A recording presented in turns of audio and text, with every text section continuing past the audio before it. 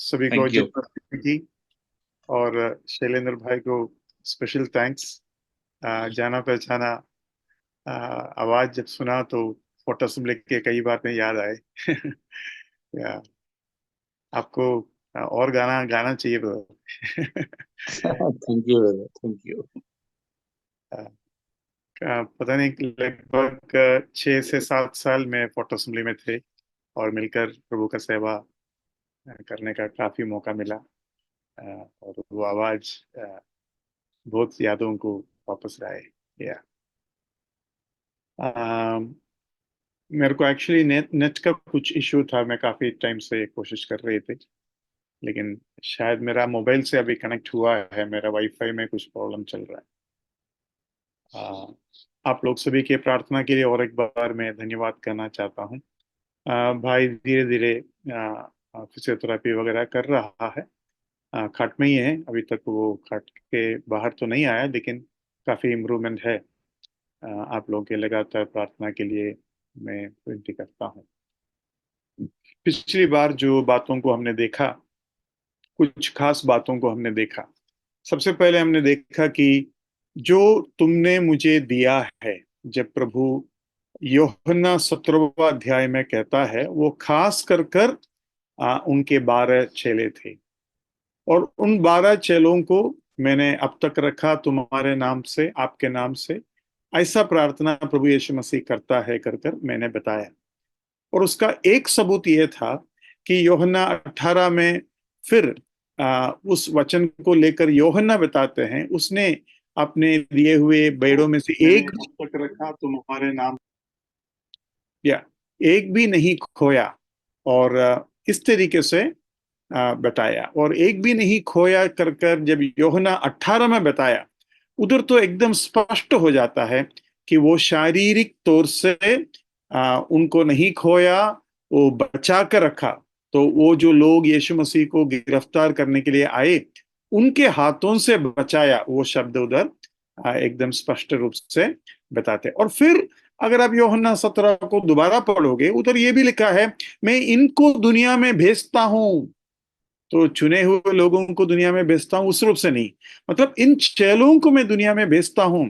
उसके बाद ऐसा प्रभु प्रार्थना करते, मैं उनके लिए भी प्रार्थना करता हूं जो इनके वचन के द्वारा प्रभु पर विश्वास करेंगे। हाँ, मैं उनके लिए प्रार्थना करता हूं जिनको मैं पहले से चुना कर रखा है, ऐसा नहीं है, लेकिन मैं उनके लिए प्रार्थना करता हूं जो इनके प्रचार सुनकर विश्वास करने वाले हैं।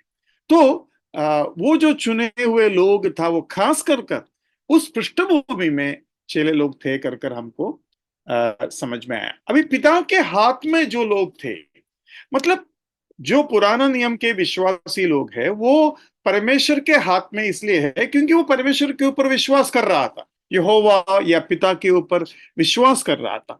और उन लोगों को पुत्र के ऊपर विश्वास करना था, और इसके लिए पिता ने पुत्र को पुत्र के हाथ में इन लोगों को दिया।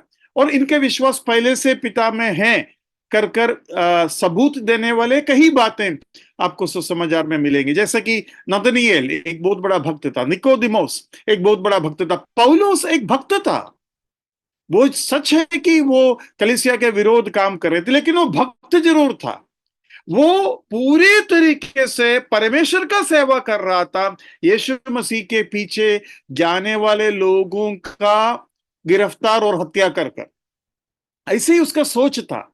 और जब उसको पता चला कि यीशु मसीह झूठा मसीहा नहीं है, तब उसने अपना रूट बदला, अपने अप, अपने जो है सोच बदला। ये सच है। लेकिन ये जो याजक लोग हैं, वो याजक लोगों को मैं भक्त नहीं कहूंगा। क्यों नहीं कहेंगे? एक तो झूठ कहकर उन्होंने यीशु मसीह को क्रूस पर चढ़ाया, एक दूसरा घूस देकर उसने यहूदा के द्वारा पकड़वाया, तीसरा पिलातुस के ऊपर दबाव डाला और कहा कि हमारा कोई राजा नहीं है, ऐसा भी कहा, और कहा हमारा राजा सीसर है।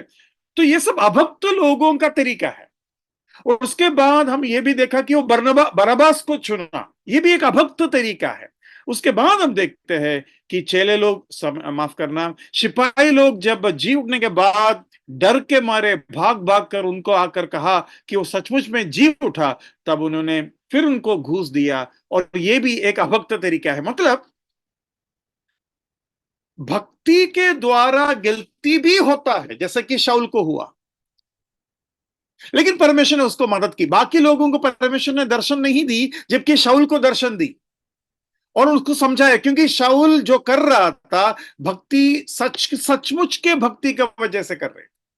वैसे देखा जाएगा, नतनिएल भी यीशु मसीह के विरोध था। नतनिएल साफ साफ कहा कि नसरत से कोई भलाई नहीं आएगा, लेकिन उसका दिल साफ था। गलतफहमी एक सच्चे भक्तों को जब होता है, परमेश्वर को कितना दर्द होता होगा। देखो, अभक्त को गलतफहमी हो सकता है, लेकिन वो अभक्त भी है। लेकिन भक्त जो है, जो यीशु मसीह या परमेश्वर को एकदम चाहते हैं, अपने अपने गुप्त जीवन में परमेश्वर से करीब रहने का पूरा कोशिश करते हुए वो गलतफहमी भी जब रहता है, उस व्यक्ति को वो सच्चाई बताने का दिल परमेश्वर के अंदर कितना होगा, ये भी जरा सोचिए। मैं और एक अंकल को लेकर मुझे हॉस्पिटल जाना पड़ा कल, मेरे रिश्ते में। और मैं कल हॉस्पिटल में ही सोया, तो उधर काफी लोगों से मिला जो कैथोलिक के पृष्ठभूमि से है। तो एक आदमी को मैंने पूछा, आपका बेटा को क्या हुआ? पूरे तरीके से अपाइश एक लड़का खाट में लेटे हुए थे। तो उसका नाम है अखिल, हो सकता है तो उनके लिए प्रार्थना कीजिए। अखिल, अखिल दिल्ली का एक नर्स था और फोर्टिस जो हॉस्पिटल था उधर काम कर रहे थे। और उसको एक पेट्रोलियम कंपनी में नर्सिंग का काम मिला था और वो जाने ही वाले थे या जाना शुरू हो गया था। तुरंत उसको जो है एक अटैक हुआ। और ये पापा का कहना है एक्चुअली कोविड शील्ड का बूस्टर डोज लेने के वजह से हुआ, ये उनका पापा का कहना है। और मैंने शायद इसका पहले भी आप लोगों को बताया था, कोविड शील्ड और कोई भी शील्ड हो, कोई भी वैक्सीन हो, थोड़ा सा संभाल कर उसके ऊपर निर्णय लीजिए। और मैंने कोवैक्सीन जो जो वैक्सीन है उसके लिए मैंने रेकमेंड भी किया था। वो भाषण पुराने जो भी आप सुनना चाहते हैं सुन सकते हैं। लेकिन बूस्टर डोज लेने के वजह से इसको प्रॉब्लम हो गया। एकदम जवान, मतलब मुश्किल से 30-35 का उम्र होगा, मुश्किल से, इतना भी नहीं होगा। पूरे तरीके से अबाइश हो गया और आंख भी उसको कम दिखाई देते या ना के बराबर दिखाई देता है। खाना नहीं खा सकते, उसको पाइप के द्वारा खाना दिया जा रहा है। और मतलब इस तरीके से है, केवल सुन सकते हैं अच्छे तरीके से। तो मैंने उसके पिता को बोला, क्या मैं आपके बेटा के लिए प्रार्थना कर सकता हूँ? तो उसने बोला जरूर कीजिए। उसके बाद मैंने देखा कि वो पप्पा जो है उस बेटा के लिए खुद भी प्रार्थना कर रहा था और उसके सिर पर ऐसा क्रॉस का निशाना ऐसा ड्रॉ कर रहे थे। और उसके पास एक उनका माला है जो वो जपते हैं ना, इस तरीके से करते हैं। तो मैंने जब प्रार्थना की, मैंने पूछा क्या आपके बेटा सुन पाएंगे? तो बोलता है नहीं नहीं, आप जब प्रार्थना की वो भी साथ में प्रार्थना करने का कोशिश करते हैं, मुझे वो समझ में आता है। और उसने बोला कि उसके दो भाई लोग, एकदम डायरेक्ट दो भाई लोग प्रीस्ट लोग हैं, कैथोलिक प्रीस्ट है। तो आज सुबह फिर उनसे बात करने का कोशिश की और उनको मैंने बताया कि देखो, हम चाहे कैथोलिक होगा या क्रिश्चियन होगा, जो भी है, हम पापी माता पिता से जन्मा हुआ पापी बच्चे हैं, हम क्रिश्चियन नहीं हैं। और उस तरीके से थोड़ा बहुत बातों को समझाने का कोशिश की। जब मैं ये बात कर रहा था, मतलब आप लोगों से अभी जो बात कर रहे हैं, तब मैं तुरंत उसको याद किया, क्योंकि वो एक भक्त जैसा मुझे लगा। वो जो पप्पा है, उसका बेटा का भक्ति के बारे में मुझे नहीं पता, लेकिन वो भक्त पप्पा है। वो भक्ति कर रहा है, उसके अंदर प्रेम है प्रभु के लिए, लेकिन उसको सच्चाई नहीं मालूम। ऐसे कितने होंगे, ऐसे कितने होंगे और कितने हैं। तो मैं आपको बताना चाहता हूं, शाऊल के ऊपर परमेश्वर ने करुणा दिखाया और फिलिप, सॉरी, नदनिएल के ऊपर परमेश्वर ने करुणा दिखाया, निकोदिमुस के ऊपर परमेश्वर ने करुणा दिखाया। और ये लोग यीशु मसीह के विरोध थे एक समय, लेकिन वो जो है उद्धार पाया। करना तो वो पापियों से भी दिखाता है, वो बात अलग है, दुष्टों को भी दिखाते हैं, वो बात अलग है, लेकिन भक्त लोगों को कितना चाहता होगा, क्योंकि दिल से तो वो प्रभु का सेवा करते हैं, कोई खोट नहीं है, लेकिन गलतफहमी में फंसे हुए हैं।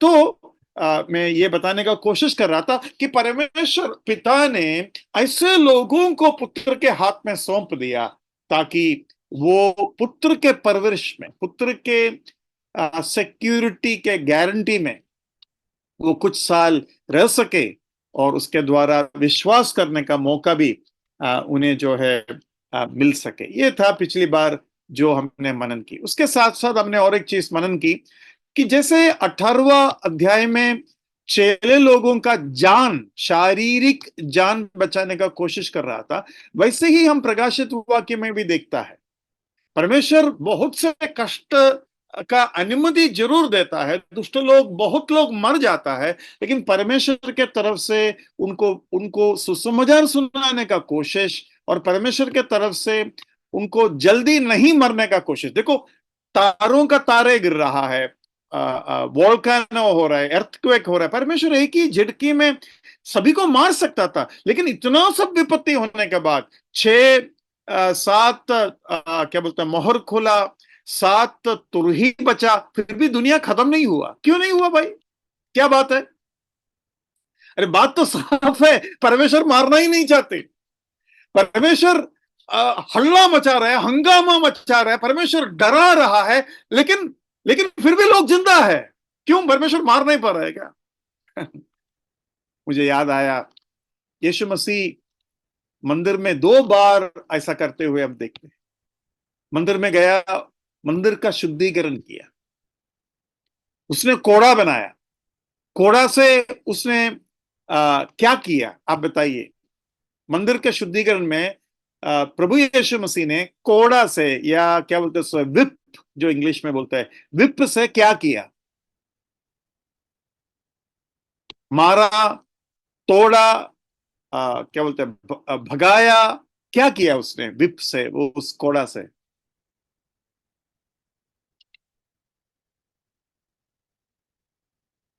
भगाया ब्रदर। भगाया। भगाया। वो कोड़ा किसी का भी शरीर पे लगा नहीं।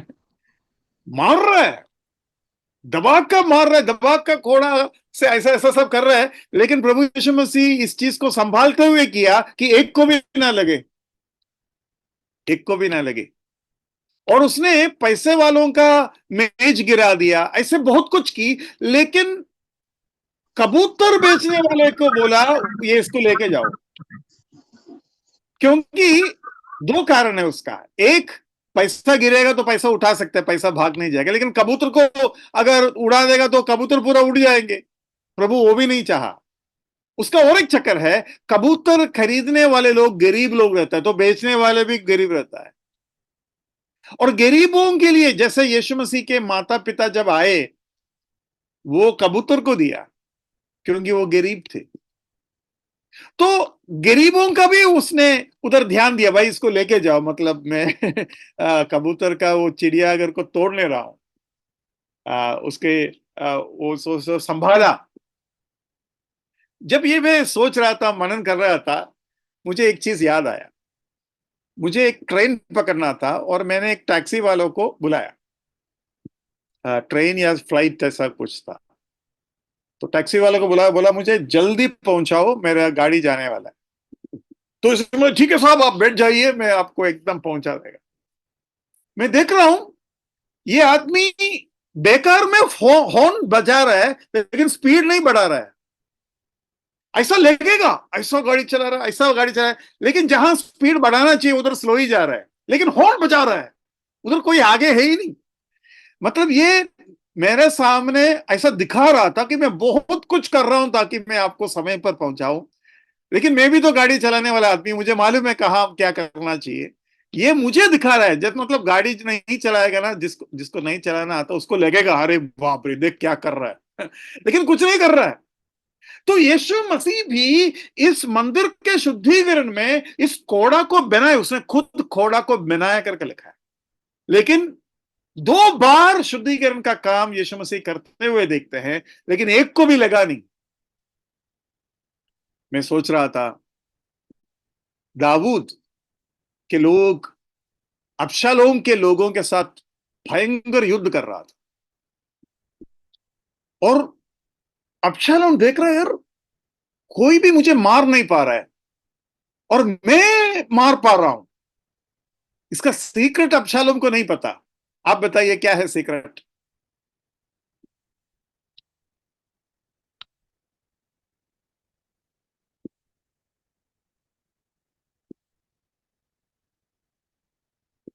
लगता है अभी भी आप लोग टैक्सी में हैं, गाड़ी का स्पीड बढ़ ही नहीं रहा है। अबशालोम युद्ध कर रहे हैं दाऊद के लोगों के साथ। आपको मालूम है ना, वो कहानी मालूम है ना? अबशालोम सभी को मार पा रहा है, लेकिन अबशालोम को कोई नहीं मार पा रहा है। और घंटों युद्ध करने के बावजूद भी अबशालोम खुद हैरान हो गया, यार मुझे कोई छू भी नहीं पा रहा है। मैं तगड़ा, क्या बोलते हैं, उसको क्या बोलते, तलवार का क्या बोलते हैं, टैक्टिक्स मेरे अंदर है, ऐसा अबशालोम को लगना शुरू हो गया होगा। ऐसा क्यों अबशालोम को कोई मार नहीं पा रहा? मतलब अबशालोम को ऐसा लगा कि मैं बहुत अच्छा स्वॉर्ड का काम या तलवार का काम या युद्ध कर पा रहा हूं। लेकिन इसका सीक्रेट क्या है, आप लोगों को पता है? क्या है सीक्रेट, बताइए। उसे बहुत प्यार करता है। दाऊद ने बोला था उसको मारूंगा। हाँ, दाऊद ने सारे लोगों का सामने योआब को बोला था, अबशालोम को मारना मत। अबशालोम को, युद्ध चल रहा है, अबशालोम को क्या लगेगा, अरे भयंकर युद्ध चल रहा है, देख उधर मर रहा है, इधर मर रहा है, मेरे लोग भी मर रहे हैं, लेकिन मैं बच रहा हूं। यही काम प्रकाशित वाक्य में हो रहा है। परमेश्वर चाह रहा है मेरे सारे अबशालोम उद्धार पाए। मतलब इसराइल को लगेगा, दुनिया को लगेगा कि बहुत कुछ हो रहा है, लेकिन परमेश्वर कईयों को बचाने का कोशिश कर रहा है और वो मर नहीं रहा है। वो तड़प रहा है, उनको प्रॉब्लम्स है, वैसी बात नहीं है, लेकिन वो मर नहीं रहा है। यह सच है कि रेगिस्तान में सांप आया, बहुतों को काटा, बहुत लोग मर भी गए, लेकिन लेकिन लाखों लोग नहीं मरा, ये भी तो बोलिए। क्यों नहीं मरा? क्योंकि परमेश्वर नहीं चाहते कि कोई भी मरे। यह है उसका रहस्य। मतलब मैं आपको ये परमेश्वर का दिल, परमेश्वर का तरीका, परमेश्वर का सोच दिखाना चाहता हूं, जो जो आज तक मैं भी देख नहीं पाए। इस वचन के पढ़ाई के दरमियान मुझे वो देखने को मिल रहा है। मैं अक्सर घर में मेरा बीवी को बोलता हूं, तुम बच्चों को मारते नहीं है। जब तो वो छोटे थे, बच्चे छोटे थे, बच्चों को मारते नहीं है। तो मेरे बीवी ने बोला, कौन बोला मैं बच्चे को नहीं मारता? मैं भी मारती हूँ। तो तो मैं बोला, कब मारी तुमने? तुमने कभी नहीं मारी, तुम ठीक से डांटती नहीं है, मारती नहीं है। तो बच्चे उधर पास में थे, नहीं मैं मारती हूँ करके जब कही, तो मैंने बच्चों को पूछा, मम्मी ने कभी तुम लोगों को मारा क्या? तो बच्चे बोलते, कब? कभी नहीं मारा। तो मतलब माँ को लग रहा है कि मैं मार रहा हूं, मैं डांट रहा हूं, मैं बच्चों को अच्छे से स्ट्रिक्ट चला रहा हूं, जबकि बच्चे को उसका असर हो ही नहीं रहा है। प्रभु कितना हमें प्यार करता है। भाई बहनों, यीशु मसीह ने कहा, देखो जब हेरोदा ने कुछ लोगों को मारकर बलिदानों को अशुद्ध कर कर उन्हें खून पिलाया, तब ये मत सोचना वो सारे इसराइल में सबसे ज्यादा पापी है। उसके बाद कहा, घुम्मट गिरने का वजह से जो लोग मरे उनके बारे में ऐसा मत सोचना, वो इसराइल में सबसे ज्यादा पापी है। अगर तुम मन नहीं फिराओगे, ऐसा ही मरोगे। मतलब तुम उतना ही पापी है जितना वो लोग है, बिल्कुल कम नहीं। लेकिन सैंपल के रूप में तेरे सामने मैं दूसरों को मार रहा हूं, ताकि एक मरने से 100 अगर सुधार जाएगा तो वो तरीका प्रभु उधर अपना रहे। भाई बहनों, हम विश्वासी के बारे में भी क्या बताओ? क्या हम अच्छे हैं इसलिए जिंदा है? प्रभु का दया हमारे ऊपर कितना है? मैंने आपको बताया, दो ही चीज के लिए मनुष्य जिंदा है, एक उद्धार पाने के लिए और दूसरा उद्धार का सुसमाचार सुनाने के लिए। मैं उसका आराम से उसका सबूत आपके सामने रख सकता हूं, लेकिन मेरा विषय वो नहीं है, अलग बात। लेकिन मैं आपको बताना चाहता हूं, there is only two reasons why we exist in this world. One is to be saved, उद्धार पाने के लिए प्रभु ने तुम्हें जिंदा रखा है। दूसरा, उद्धार पाने वालों के लिए एक गवाही के रूप में तुम्हें यहां रखा है। नहीं तो यहां रहने का कोई जरूरत नहीं। अभी देखो, गवाही सुनने के बाद, फिर सुनाने का तुम्हारा सेवकाई के बाद, फिर तुम्हें यहां रहने का कोई जरूरत नहीं है। जैसे कि पतरस को कहा कि तुम इस तरीके से मरोगे। क्यों मरोगे? क्योंकि तुम्हारा गवाही का टाइम खत्म हो गया। शाऊल को कहा तुम्हारा दौड़ खत्म हो गया, अभी तुम आ जाओ मेरे पास। प्रकाशित वाक्य में दो गवाही लोग हैं, उनके सेवकाई 1260 दिन का था, सेवकाई खत्म हो गया, प्रभु बोलते तुम आ जाओगे। मतलब प्रभु के तरफ से प्रभु ये नहीं चाहते कि मेरे बच्चों का काम खत्म होने के बाद इस पाप भरा हुआ दुनिया में वो एक दिन और रहे, इस कष्ट भरा हुआ दुनिया में वो एक दिन और रहे। हमारा सोच पता नहीं कैसा है। प्रभु पौलुस तो साफ साफ कहा, मैं तो चाहता हूं मैं जाऊं, लेकिन आप लोगों के लिए मुझे यहां रहना जरूरी है। मतलब पौलुस अपने लिए इस दुनिया में नहीं रहते। पौलुस का सोच और यीशु मसीह का सोच इस संबंध में बराबर है। मैं आप लोगों के लिए इस दुनिया में हूं, विश्वासियों के लिए हूं, अविश्वासियों के लिए हूं। मतलब प्रभु के वचन सुनाने के लिए मैं जिंदा हूं, नहीं तो मैं तो चाहता हूं कि मैं चूक करके चले जाऊं। भाई बहनों, ये समझ कितना जरूरी है, ताकि हम प्रभु को उस रूप से सेवा कर पाए। प्रभु आपको सहायता करे। अभी मैं उसके साथ साथ आगे और एक चीज बताना चाहता हूं, वो ये है कि परमेश्वर के हाथ में जो लोग थे, वो अब्राहम से लेकर अब्राहम के वंशावली, अब्राहम के ऊपर जो पितृ लोग थे, उन लोग सारे लोग थे। तो उसको थोड़ा सा मैं सीख रहे का कोशिश कर रहा था, तब मुझे और एक चीज समझ में आया कि अब्राहम के पिता तेरह, 12 13 14 वो वाला 13 नहीं है, तेरह वो जो है क्या बोलते हैं, नूह को देखा, नूह को देखा, और नूह के बेटा शेम को अब्राहम ने देखा। तो मुझे ये पता करना था कि अब्राहम ने कितना साल देखा होगा, अब्राहम ने कितना साल शेम को देखा होगा। शेम को देखना मतलब ये हुआ, शेम जहाज में थे, शाह हाम शेम याफेत, हम ऐसा बोलते हैं ना, हाम शेम याफेत। तो शेम जहाज में थे, और यहूदी लोग शेम के अंदर से आए, है ना, शेम हाम याफेत। तो शेम के अंदर से यहूदी लोग आए, इसलिए यहूदी लोगों को सेमिटिक लोग बोलते हैं, या शेम के लोग बोलते हैं।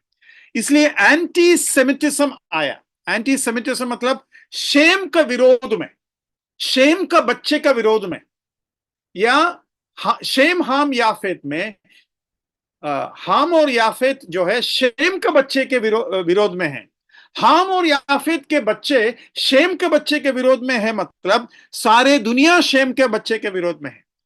एंटी सेमिटिज्म, वो जो सेम जो शब्द है, एंटी सेमिटिज्म जो शब्द है, उधर से आया, और हिटलर एंटी सेमिटिज्म के आदमी थे। अभी मैंने ये बात इसलिए बताया कि परमेश्वर इन पितृ लोगों को, या इन पुराने बाप दादाओं को काफी उम्र देने का एक कारण यह था कि वो लोग अपने समय के लोगों के लिए गवाही के रूप में ठहरे, क्योंकि उस समय में लिखित रूप में कुछ मिलता नहीं था। लिखित रूप में, रिकॉर्डेड रूप में, डॉक्यूमेंटेड रूप में कुछ मिलता नहीं था। इसलिए इन लोग, परमेश्वर पितृ लोगों को जिंदा रखा, तो मुझे ये देखना था कि अब्राहम कितना साल तक शेम को देखा। तो ये कैलकुलेशन थोड़ा सा आज करने का कोशिश करेंगे। आप लोग सभी मैं विनती करूंगा कि एक पेन और पेपर दे, आप पेपर ले और मेरे साथ आपको कैलकुलेशन करना है और आपको उसका रिजल्ट मुझे बताना है, क्या है उसका रिजल्ट। ठीक है, तो जितने लोगों के पास पेन और पेपर है रेडी हो जाओ। रेडी हो गया? अभी आप उत्पत्ति 11वां अध्याय निकालिए। उत्पत्ति 11वां अध्याय निकाला, ठीक है। अभी उसका 10वां वचन निकालिए, पढ़िए कोई। शेम की वंशावली यह है। जल प्रलय के 2 वर्ष पश्चात जब शेम 100 वर्ष का हुआ, तब उससे अर्पशद का जन्म हुआ। ठीक है, तो 100वां उम्र में शेम को पहला बच्चा हुआ। उस जमाने के लोगों का उम्र और बच्चा होने का टाइम जरा देखिए, है ना। शेम को 100वां उम्र में पहला बच्चा हुआ। आगे बढ़िए। और अर्पशद के जन्म के पश्चात शेम 500 वर्ष जीवित रहा और उसके और भी बेटे बेटियां उत्पन्न हुई। ठीक है, तो शेम को पूरा मिलाकर कितना उम्र है? 500 फाइनली 600। हाँ 600 है। ठीक है, इतना आपको समझ में आ गया। अभी हमको देखना है शेम का कौन सा उम्र में अब्राहम जन्म लिया। शेम का उम्र क्या था जब अब्राहम जन्म लिया? तो आपको सारे लोगों का उम्र कैलकुलेट करना पड़ेगा। अभी आप आगे पढ़िए, 12 पढ़िए। जब अर्पशद 35 वर्ष का हुआ, हाँ, तब तो अरफशद को 35वां वर्ष हुआ, तब दूसरा बच्चा आया, वो था सेलह। सेलह को कौन सा उम्र में उनको बच्चा हुआ? 14वां वचन पढ़िए। जब शेलह 30 वर्ष का हुआ, तब हाँ, उसके द्वारा एबेर का जन्म। ठीक है, उसके बाद 16 पढ़िए। एबर को कितना उम्र में बच्चा हुआ? जब एबेर 34 वर्ष का हुआ, ठीक है, तब उसके द्वारा पेलेग का जन्म। ओके। उसके बाद 18 पढ़िए। जब पेलेग 30 वर्ष का हुआ, तब उसके द्वारा रू का जन्म। ठीक है, अभी रू का देखिए 20वां वचन में। जब रू 32 वर्ष का हुआ, हम्म, तब उसके द्वारा स्वरूप का जन्म। और सेरूग का कितना हुआ? 22 देखिए। जब सरूग 30 वर्ष का हुआ, तब उसके द्वारा नाहोर का जन्म। आप लिख रहे हैं ना? सभी का उम्र लिख रहे हैं ना? कैलकुलेट करना है, ठीक है। तो 35, 30, 34, 30, 32 और 30 हो गया। अभी आगे 24 वचन पढ़िए। जब नाहोर 29 वर्ष का हुआ, तब उसके द्वारा 13 का जन्म। अभी 29 वर्ष जब नाहोर को हुआ, तब 13 का जन्म हुआ, मतलब 29 हो गया। तो शेम अभी भी जिंदा है। हम देखेंगे अब्राहम कब जन्म लिया। 26 पढ़िए। जब 13 70 वर्ष का हुआ, तब उसके द्वारा अब्राम और नाहोर और हारान उत्पन्न हुए। ठीक है, अब्राहम का जन्म हो गया। तो शेम को पहला बच्चा हुआ 100वां उम्र में। उसके बाद 35 ऐड कर उस तरीके से ऐड करोगे तो कितना मिलेगा मुझे बताइए। ये जो भी नंबर्स आपने लिखा है, जिसने नहीं लिखा है, लिखना चाहते हो तो मेरे से सुन लो। शेम का 100 लिखो। 35, 30, 34, 30, 32, 30, 29, 70। अभी उसको पूरा कैलकुलेट कीजिए, कितना हो गया? 390। 390 हुआ। Very correct. जो भी है मैथ्स थोड़ा सीख कर बताया, ठीक है। तो शेम कितना तक जिंदा रहा? 600 तक जिंदा रहा, है ना? है कि नहीं? यस। या उसके मतलब अब्राम जन्म लेने के बाद शेम कितना दिन और जिंदा रहा? 210। 210 ईयर्स, मतलब 210 साल तक अब्राहम किसको देखा?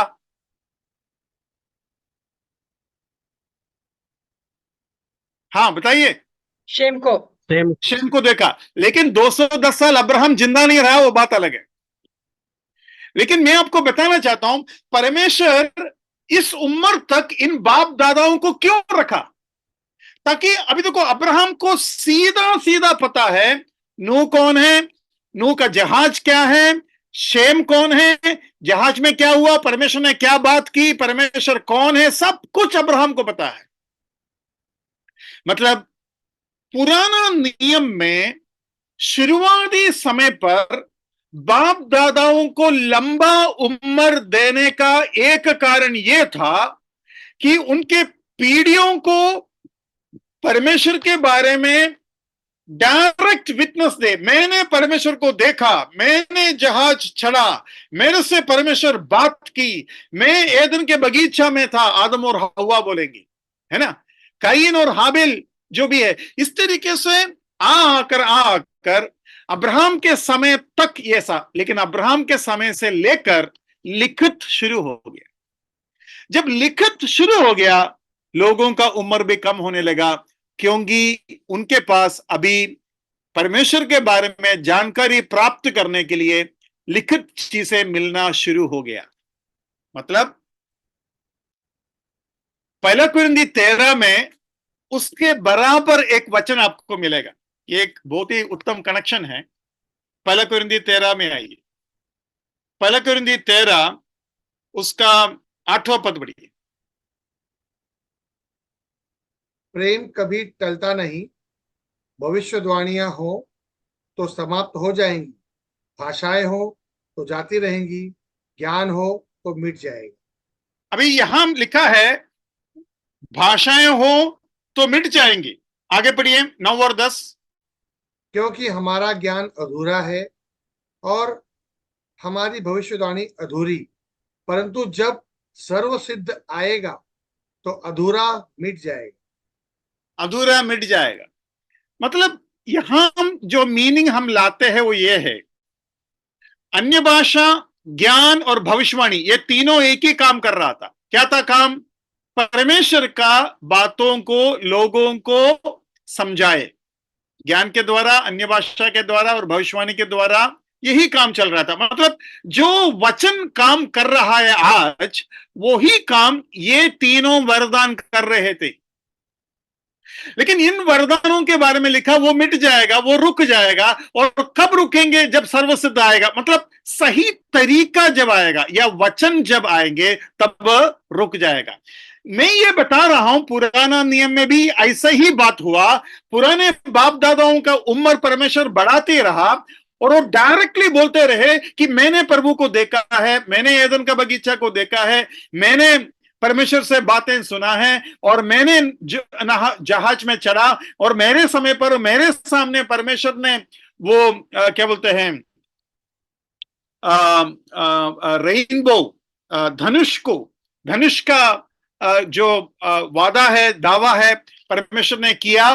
तो वो लोग सबूतों के रूप में, जैसा नया नियम में अन्य भाषा, ज्ञान और भविष्यवाणी वचन का काम कर रहा था, वैसे ही पुराना नियम में ये बाप दादाएं अन्य भाषा का भी बात सही है। क्यों? क्योंकि इन्हीं के टाइम पर अन्य भाषा हुआ है ना, और वो सब शुरू हो गया। मतलब अन्य भाषा हुआ मतलब कब? पहले एक ही भाषा था और गुम्मट बनाने के बाद कई भाषाएं बने, तो वो सब उन्हीं के सामने हुआ। तो जब लिखित रूप में चीजें मिलने लगे और लिखने का समय जब आया, तब ये लोग जो है उनका सेवगाई कर कर चला गया। और अब्राहम के बारे में भी परमेश्वर का क्या कॉन्फिडेंस है, जरा देखिए। अब्राहम के बारे में परमेश्वर का कॉन्फिडेंस जरा देखिए। हाँ, उत्पत्ति 17 का 9 पढ़िए। फिर परमेश्वर ने अब्राहम से कहा, तू भी मेरे साथ बांधी हुई वाचा का पालन करना, तू और तेरे पश्चात तेरा वंश भी अपनी अपनी पीढ़ी में उसका पालन करे। पालन करे करे, करे या करेंगे, कैसे लिखा है? ऑर्डर है। इंग्लिश में कोई पढ़ सकते हैं?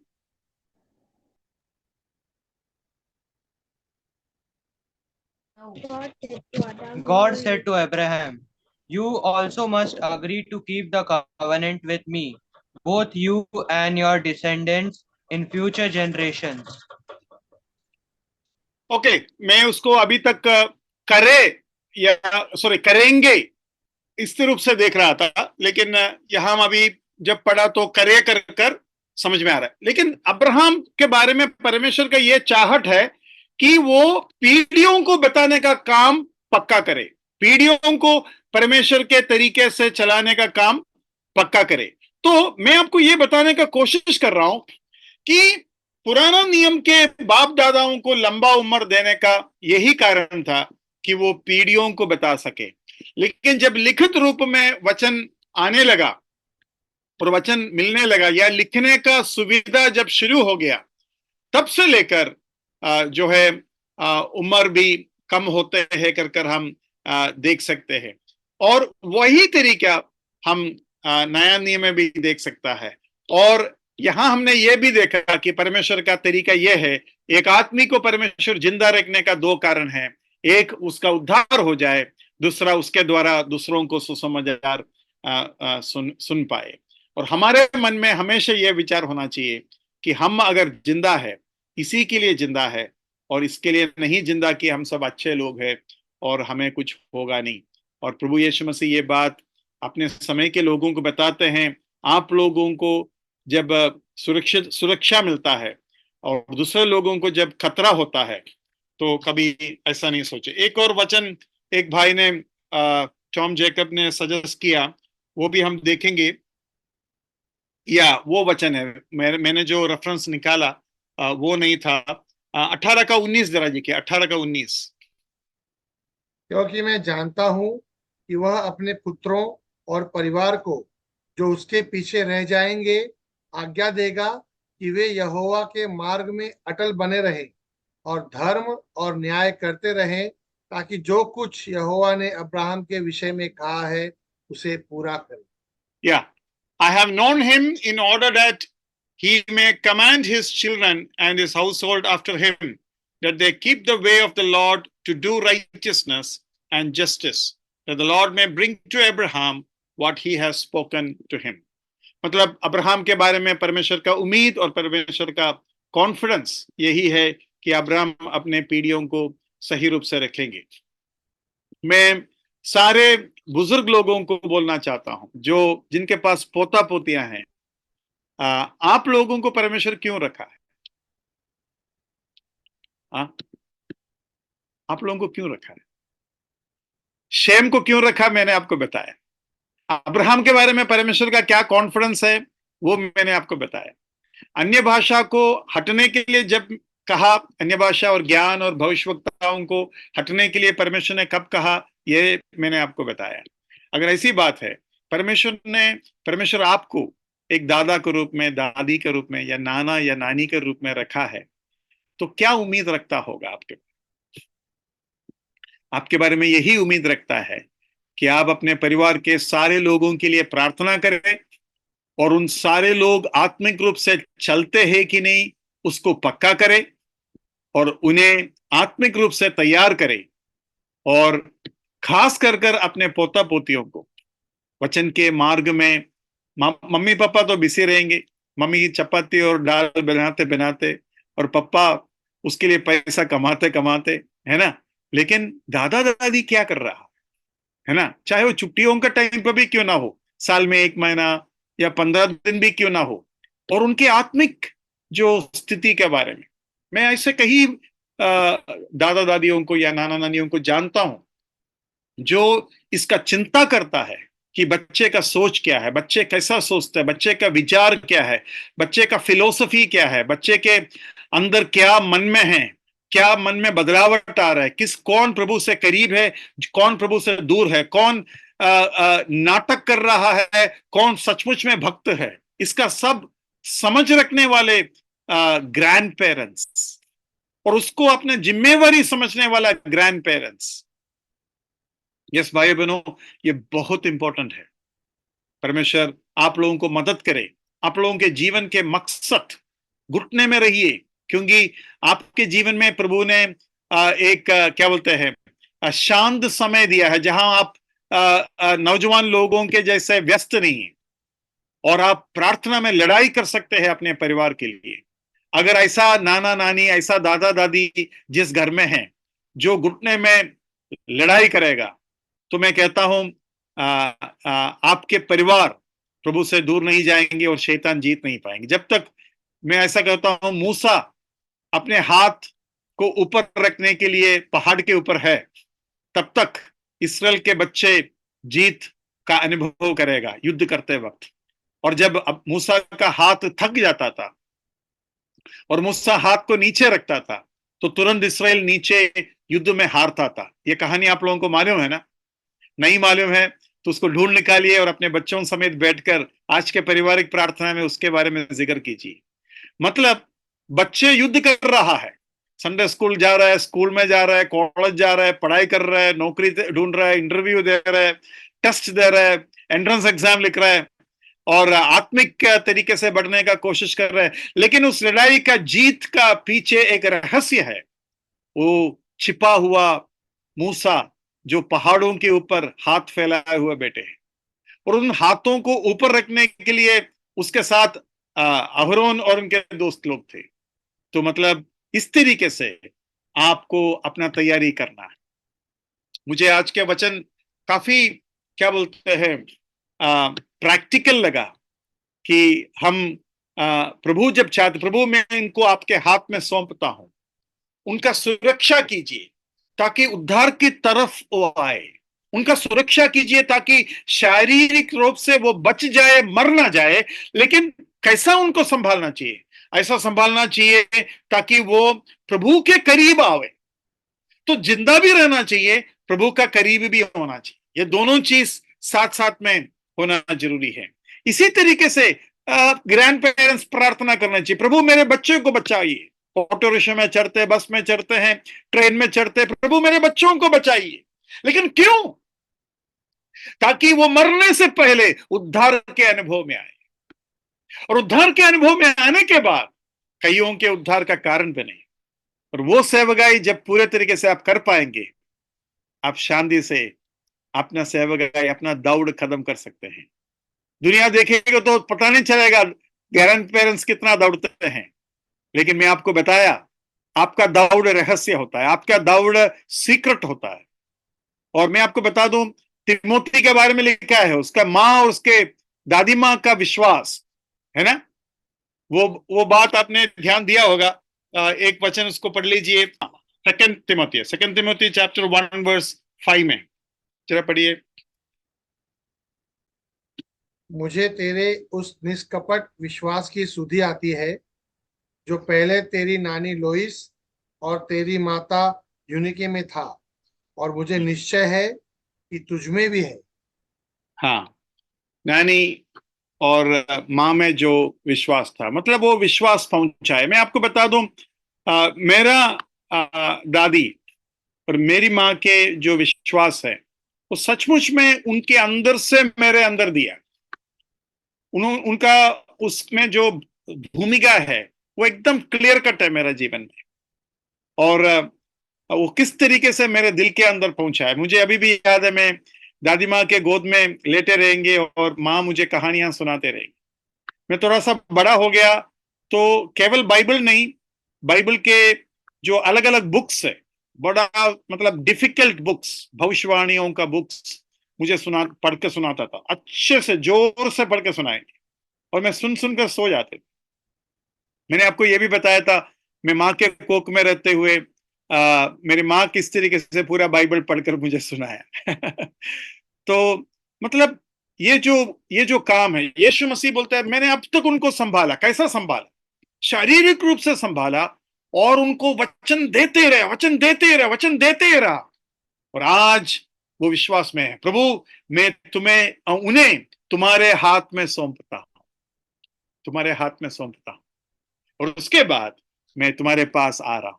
देखो, वो जो काम है उधर होता है, जो है असली प्रभु का कार्य। तो ये जो इलेक्शन है उद्धार के बाद की बात है, लेकिन उद्धार के पहले जो परमेश्वर का सेवकाई है वो यहां हमने देखा आज हमने उन पितरों को देखा, हमने अब्राहम को देखा, हमने तिमोथी को देखा, और हमने हमारे जीवन में किस तरीके से वो काम होना है कर देखा। और हमने ये भी देखा कि पुराने नियम में पुराने लोगों को ज्यादा उम्र देने का एक कारण ये था कि उस समय लिखित रूप में, डॉक्यूमेंटेड रूप में परमेश्वर के बड़े बड़े कामों का कोई जानकारी प्राप्त नहीं होता था, और इसलिए इन लोगों को जिंदा रखा था ताकि अब्राहम मरने के बाद भी शेम जिंदा है। हाँ भाई, मैंने जहाज में चढ़ा था, हाँ भाई मैं जानता हूं इस परमेश्वर को, ये जो भी आप लोग सुनता है सही सुनता है, इसका पूरा क्या बोलते हैं, कंफर्म करने के लिए, या बोलता है ना, आ, आ, एक शब्द है, अफिडेविट नहीं है, क्या बोलते हैं, सर्टिफिकेट वगैरह, क्या करते हैं उसको, सर्टिफिकेट को, उसका कॉपी जब हम लेके जाते हैं उसको अटेस्ट करने के लिए अटेस्ट करने के लिए, तो ये लोग अटेस्ट करने के लिए बैठे हुए थे, है ना। हाँ, सचमुच में हुआ, ये एक झूठा कहानी नहीं है, मैंने खुद चढ़ा था, मैं चाहे तो तुमको वो जहाज दिखा सकता हूं कर ये लोग सबूत देता था।